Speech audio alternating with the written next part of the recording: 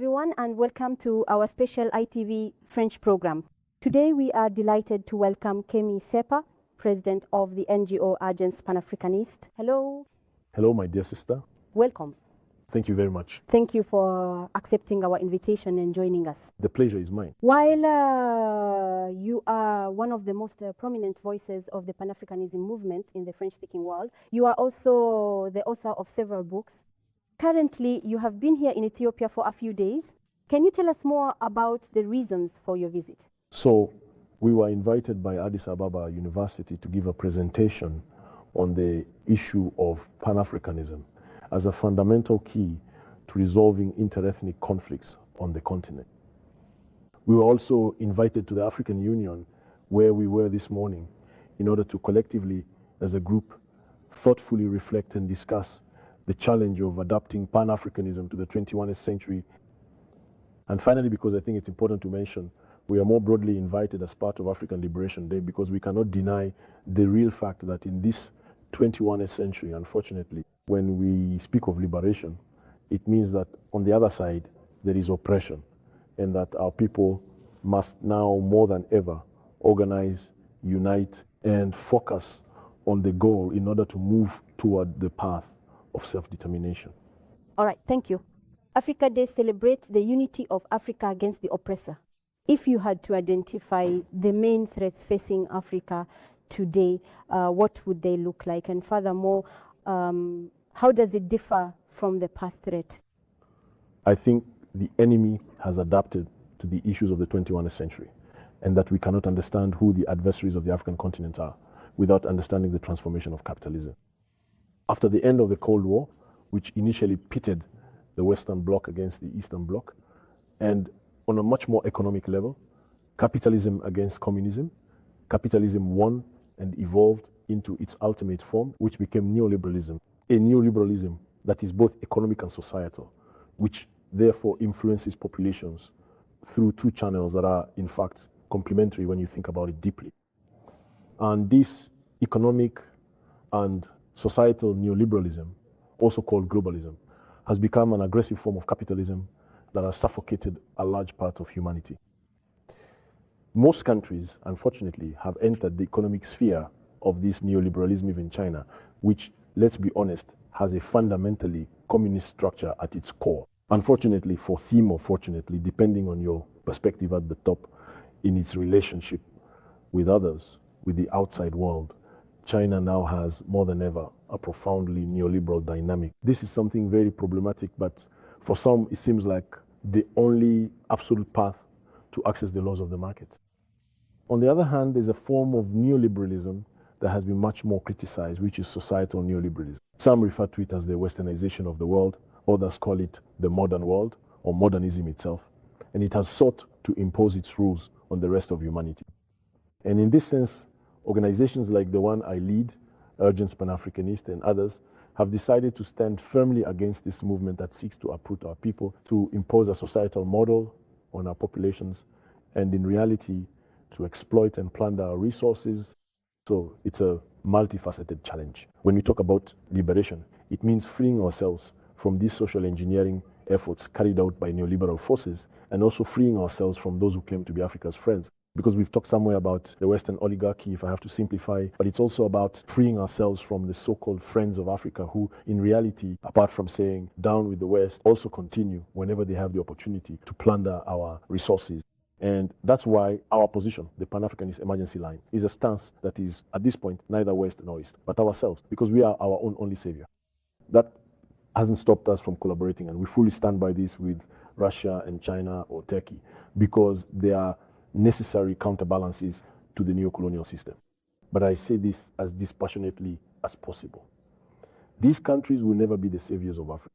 And I am very cautious, because we are at a turning point today, and these nations, if there are no safeguards, could turn into entities that would plunder our people, just as others have done before. Western imperialism is our main fundamental adversary, but we keep an eye on those who are presented to us as friends, because we know that the only true friend we have is the African himself. The proof is that when we go to certain countries that call themselves French Turkey, Russia, and elsewhere, negrophobia is very present just as it has been in the West for a very long time. So let's be cautious about all this and rely on ourselves first and foremost. All right, that's very interesting. Are there many things that need to change for more inclusivity in organizations like the African Union? And how can renewal be brought about? Personally, I think the priority for institutions like the African Union is to regain credibility with the general public.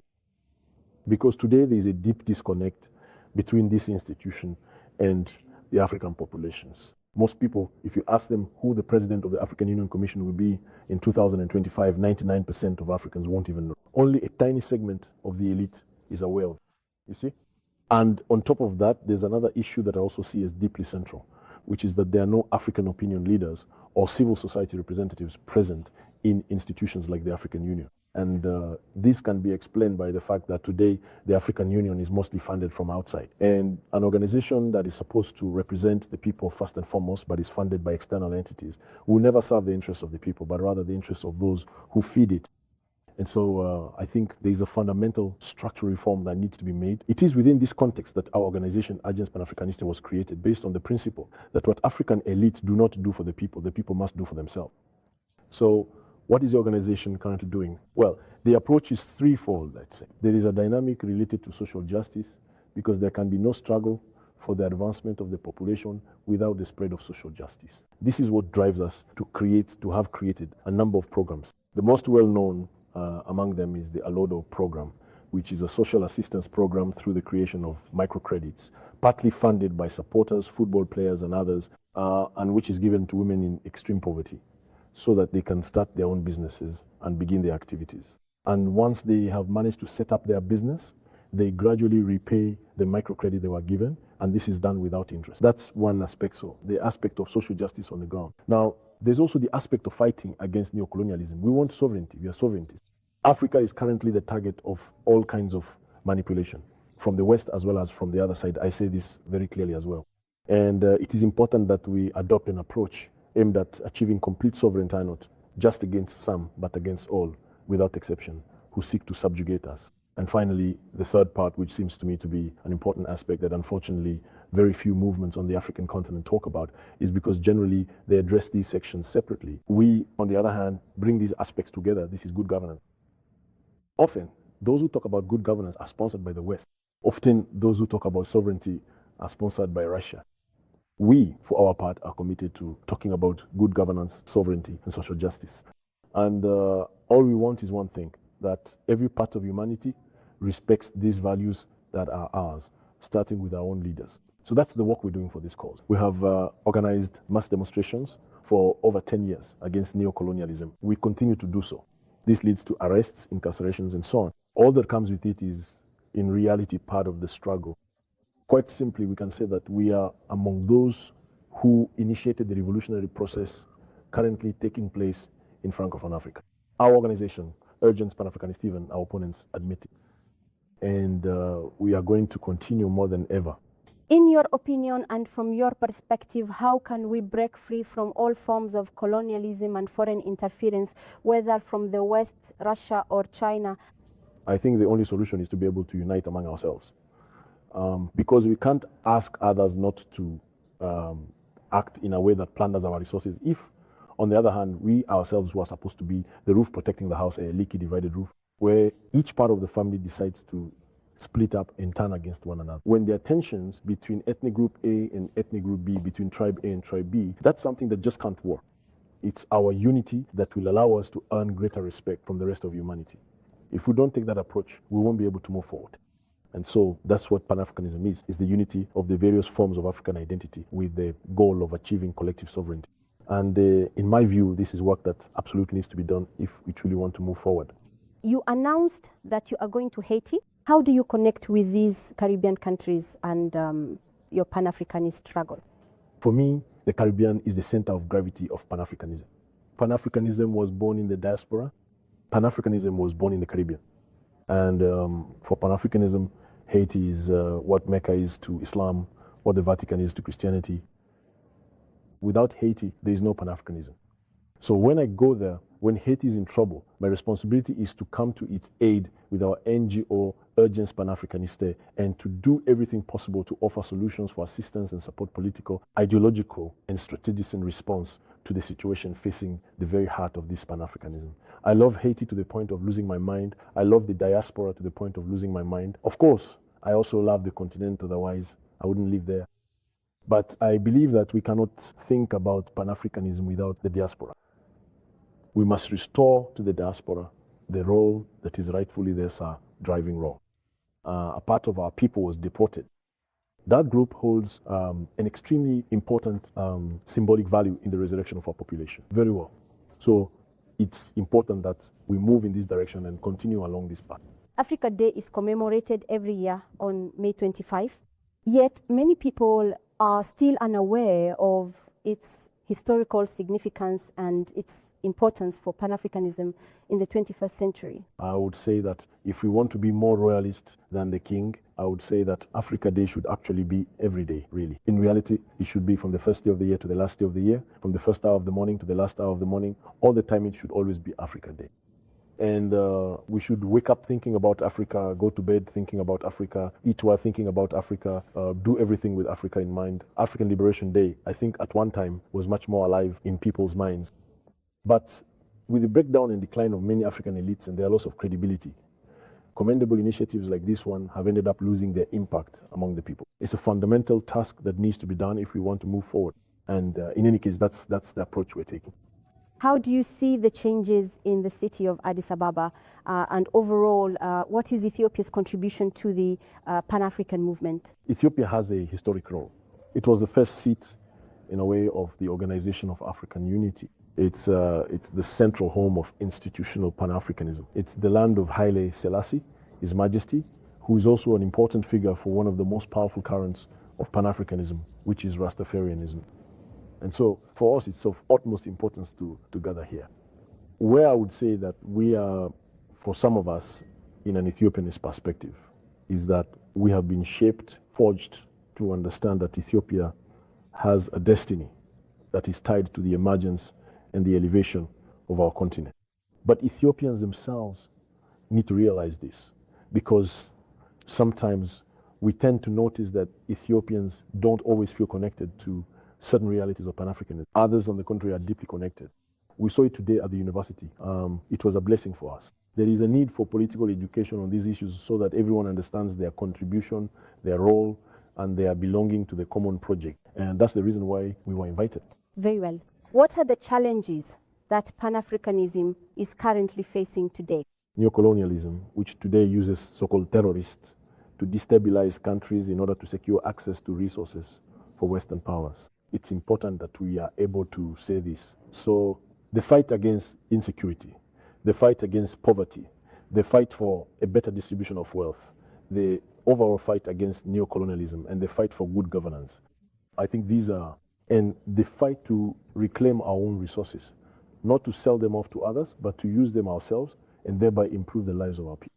There is fundamental work to be done on all of this, and that's exactly what we are working on. The aspirations of Pan-Africanism are progress, unity, and brotherhood.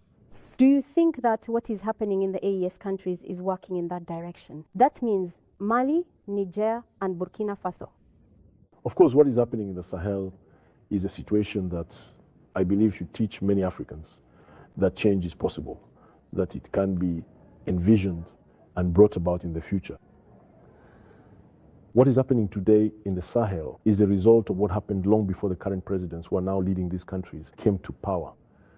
Unlike in the 1960s, when presidents were thinkers who tried to raise awareness among the people, this time I would say it is the people who have raised awareness among their leaders who have awakened the military. It's very important to say this, and I will always be here to remind people of it. Because there have been mass mobilizations, people who have been imprisoned, I'm thinking of Ben Lesevo, Adama Ben Diara, for example, risked their lives so that sovereignty could be established. People like us who have been arrested multiple times, banned from entering several countries. I think it needs to be said. And it's these accumulated processes that have led us to where we are today. I also want to spare a thought for our brother Shadrach Watohedi Unigbo, who has been arrested in Benin for denouncing the neo-colonial system, and who is one of the key members of our NGO in its Beninese branch. there is a source of hope in this region. But I am not one of those who delude themselves by saying that everything is fine. I think there are many things we need to improve, many things we need to work on, and a lot of self-criticism we need to undertake. I am wary of. In this revolution we are leading, of the excessive propaganda from so-called partners of our cause, from allies of our cause. Sometimes I see things, fake news, that does not serve our struggle. And if we denounce the fake news, which is very widespread coming from manipulative and oligarchic Western media, it's not so that our allies, whether Russian or others, do the same thing even more powerfully on the other side. I would like to break free from all that and have Africans tell their own story with their own reality to say what is going well and what is not. The terrorist has not yet been defeated. Social justice has not yet been, how should I put it, achieved. So there's still work to be done. And saying this does not prevent us from recognizing the power of the revolution that began many years ago. All right? With the fight against the CFA franc in the 21st century, then later with the struggle against French military bases, and which continues today with the assumption of responsibility by the leaders of the AES, who are very honorable leaders. But being very honorable in no way excludes the fact that those who care about these leaders should tell them that the work goes on, which is something I do constantly. All right, thank you very much. Thanks, pleasure. And finally, if you have any messages to share, especially for young Africans who still want to go abroad, thus leaving our resources here in Africa. Africa's destiny will not be decided in Europe, nor in the United States, nor in Asia, but on its own soil. And there's no point in waiting for the elites to do for us what we can do for ourselves. What African elites do not do for the people will do themselves. This is the dimension that is mine. That's it. All right, thank you very much. Dear viewers, we sincerely thank you for staying with us and watching all the way until the very end of our special program with Kemi Seba, who is the president of the well-known NGO Agents Pan-Africanist. Your support truly means a lot to us. So I wish you a good day. Goodbye. Thank you.